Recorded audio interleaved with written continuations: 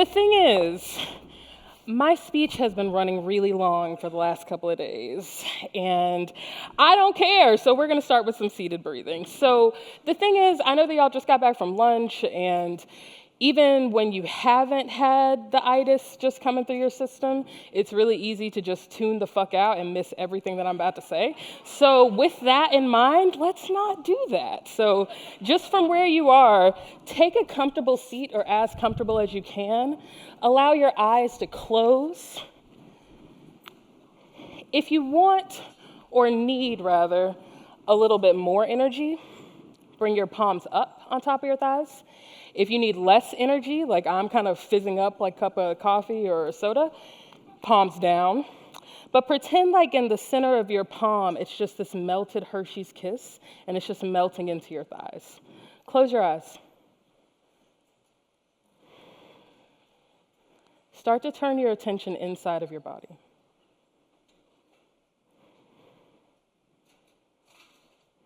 There are a million places you could be right now.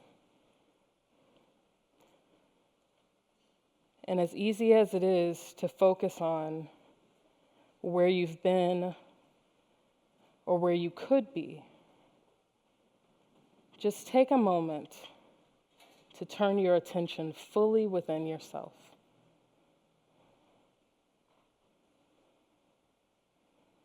And as you begin to shift your attention, feel that connection come into your breath. Just start to acknowledge the way it moves through your body. Acknowledge the spaces where your inhales may be shallow, where your exhales may be ragged. And just begin to focus your attention very keenly on creating a very deep and smooth inhale through your nose,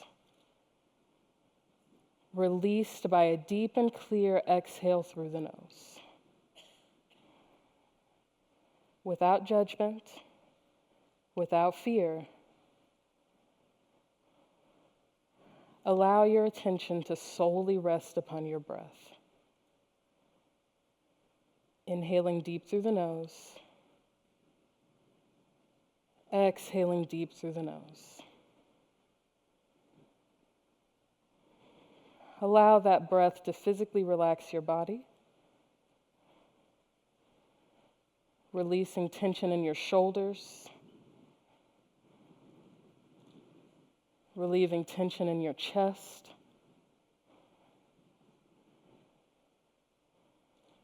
Allow the breath to rock you from the crown of your head to the tips of your toes.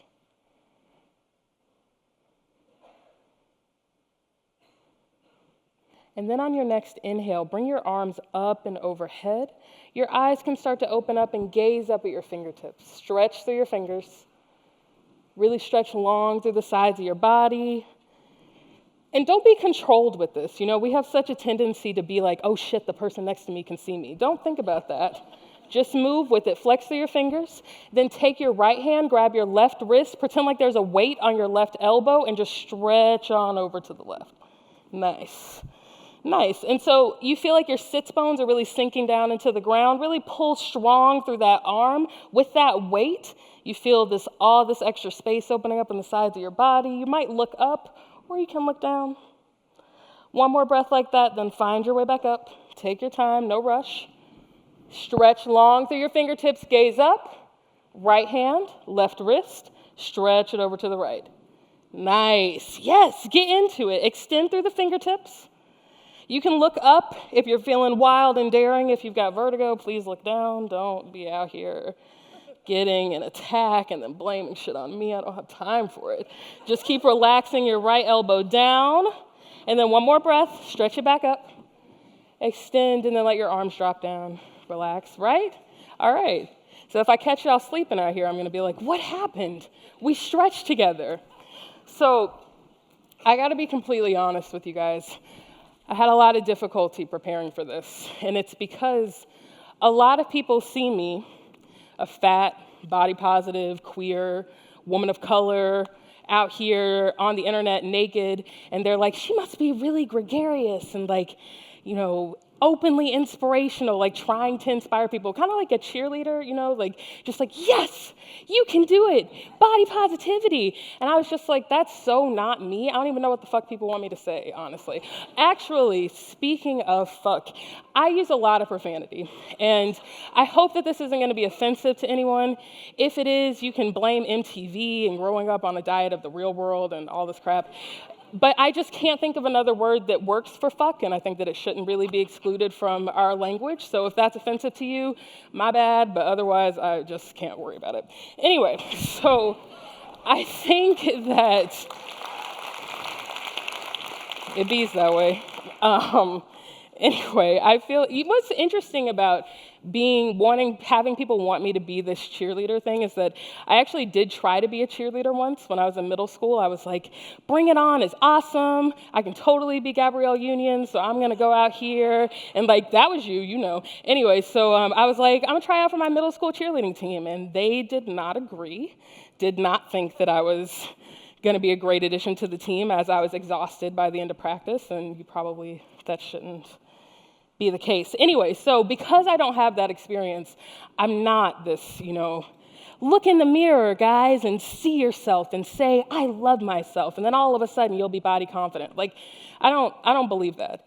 And I think that people who say that are kind of reaching for an ideal that doesn't exist. Because when it really comes down to it, the experiences that help us become confident in our bodies and comfortable just existing and showing up are those experiences of feeling less than. So I'm kind of grateful for that cheerleading experience. I'm grateful for the fact that I was bullied all the way to hell in middle school, because those experiences are what build up confidence. And confidence doesn't come cheap.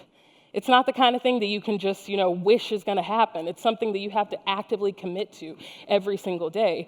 And in so many ways, the things that are supposed to weaken us are actually what strengthen us, and that the problems and the fear, those are the tools of our resistance. That's how you stand strong. So if you were here and you were expecting that I was going to give you like 10 yoga poses to feel great about yourself, that's not about to happen. But what I will say is that you've probably already had the experience to help you become more body positive. Let me tell you a story on the topic of people talking shit. So as a person on social media, I encounter a lot of assholes. I don't know if y'all have been on the internet before, but it emboldens people in such a way where they feel like they can just say whatever they want to say to you. And so I get a lot of people who give me really, really negative feedback. And with that, I just kind of feel like, thank you, ultimately. Thank you for helping me to be stronger. And also, on a larger scale, thank you for showing other people what it means to truly not be happy with yourself. Because so often, whenever we criticize one another, what we're doing is looking within ourselves, seeing all the shitty things that are inside, and then just reflecting that onto other people. And that individually, it's our responsibility to deal with the crap that's going on within ourselves so that we can reflect that to other people. It's not this like, back and forth, I am a victim, I am vulnerable. It's understanding that I am powerful and you are sad and weak. And I have to empower you to not be sad and weak. It is something where we can absolutely find strength. It's not having somebody try to hurt you doesn't necessarily mean that you're the victim. It means that everybody here is sad and we need to figure out a way to work with it. Now, that being said, I realize that I'm probably, that's not even, we're not even there yet. So I feel like I'm probably a little bit meaner and more vindictive than other yoga teachers that you've seen. I think, at least openly. And I think that that's because there's this idea about yoga teachers and yoga practitioners in general, where it's like we're kind of like, always happy and always beautiful and namaste and morals and, it's like all of this stuff. It's kind of like an angel and a unicorn had a baby and then you went to Lululemon and got leggings for it, and that's a yoga teacher, right? But the more that I practice And the more that I deepen myself, I realize that that's bullshit. Because every teacher that I've ever had that really made a difference in my life, it was because they were truly and authentically themselves. And they were totally okay with that. And I think that in this, universe of fake things, that gets lost. And I was actually, because of that relationship, very skeptical of yoga before I started practicing. I thought it was just, basically white people being excited about something that they stole from the East, and that they were just like, really, basically. And I was just like, I don't have time for this. I like breathing, but whatever, it's not really going to be for me. And my aunt at the time was really into Bikram yoga. I don't know if y'all are familiar, but Bikram is a style of hot yoga. It's very intense. I was 16 and overweight, so I was like, sure, I'll go do this with you. And we went, and I hated it. Everything about it was awful. The heat was so intense. The people, everybody seemed like they were perfect, but I was just trying to stay in the room. I was sweating from places that I didn't even know you could sweat from, like my eyebrows and my kneecaps, and it was just so terrible. But that experience has made me really understand people who in here has seen things about yoga and it's just like, not for me, right? Yes, see, okay, see. So I totally understand that perspective, because I even went and was like, this is on some bullshit. But that first experience really has been probably the most important thing that could have ever happened to my teaching practice. And I feel like it's important to be skeptical of something that has been packaged for us as a trendy exercise program for white cisgender females, essentially. Now, that all being said, I feel like the reason that we have such a confused perspective about the practice is because it's really just being processed for us in this patriarchal as fuck, media-saturated way. And we have to try to see beyond that, but even more so than that, I know that this is probably pretty obvious. Looking at me, I don't look like the typical teacher. Yoga practitioners come in every size, shape, color, every single different thing. And nowadays, whenever people want to talk about that, they use this term body positivity. And I feel like the body positivity name has just gotten so far from what the movement actually means. A lot of times people tend to think that it's just a bunch of fat girls on the internet crying about how people make fun of us, and then we're looking for some kind of validation, I guess from the fashion industry. And then the fashion industry sees that and they're like, oh, let's get Ashley Graham on the cover of Vogue, and it doesn't really matter if she looks plus size or not, but let's just put her there, and then we're body positive. Or you get someone like Iskra Lawrence, this beautiful, amazing model, and they're like, oh, let's not retouch Iskra, and then, this is showing that we're body positive. And it's like, she has a six-pack abs. Why were you trying to do that in the first place? But the message has just gotten so convoluted and it's confused, and I think that if we can get back to what it actually is, which is basically just deciding, I'm going to be okay with myself today as I am. I'm not going to obsess over how I could be or how I used to be or how I want to be. I'm just going to be okay today. Because if this is the last day, I want it to be a day lived in a genuine and authentic fashion. But that really, that's all. That's all it is, really. But I think that because of this obsession with bodies, it's gotten so far away from that. And if we can see that the issue truly is that we live in a fucking body-negative society. We live in a self-hate, driven, comparison-obsessed world in which it's impossible for you to even walk outside without having some experience in which you are deemed as not good enough. Body positivity isn't just about size. It's about curing this disease that is totally embedded in the fabric of everything that we do, and it's passed on to our children. And when you hear about cyberbullying, when you hear about kids that are afraid to go to school, when you hear about teen suicides, this is why, because of the way that we are continuing to pollute our conversations with one another. And we all have to individually take responsibility for that, and not just in the way that we look out into the world, but in the way that we see ourselves. I had a whole bunch of other shit that I was going to say about that topic, but I feel like that kind of sums it up, really. That being said, so back to yoga.